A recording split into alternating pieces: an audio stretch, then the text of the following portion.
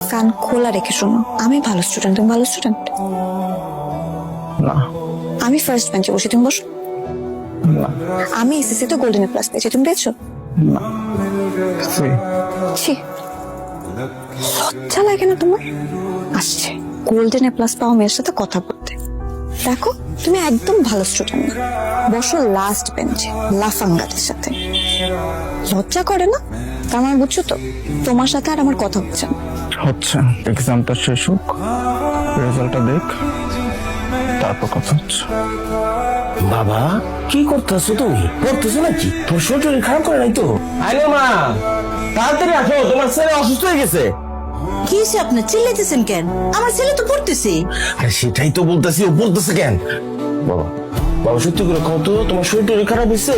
অন্য কিছু আমার লেগে কি তোমার মন খারাপ? পিকনিক গেছে না, পিকনিকে 5,000 টাকা দেই। বাবা কত বলো? বাবা তুমি দেখতেছো যে আমি পড়তেছি, ডিস্টার্ব করতেছো শুধু শুধু, একটু পড়তে দাও আমারে। আল্লাহ, আমার ছেলে আমার কি বলতেছে? ওরা কি বলতেছে?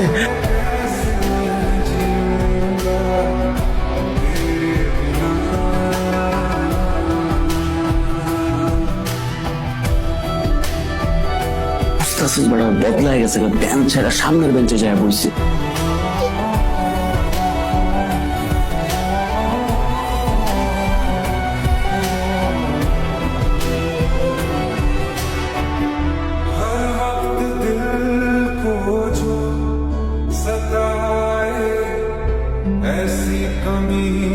কি করতেছে? কবিতা লিখতেছে? এক লগে মানুষ কয় পাতা কবিতা লিখতে পারে? মানে একটা ধাপ্পাবাজি করতেছে, পারে না কিছুই। খুদাই জামা পাইতেছে, লিখতেছে, দিতেছে, মানুষের বুঝে যাচ্ছে যে ভালো পরীক্ষার্থী।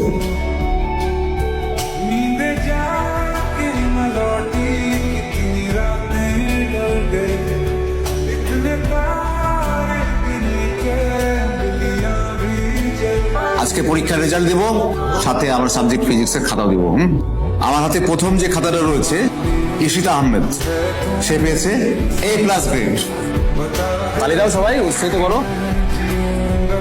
এরপর যার খাতা আমার হাতে রয়েছে, আমি কি ঠিক দেখতেছি? এক সময়ের লাস্ট বেঞ্চ গরম করা ছেলে এখন ফার্স্ট বেঞ্চ গরম করছে, আয়ান খান। ও তো A+ পেয়েছে।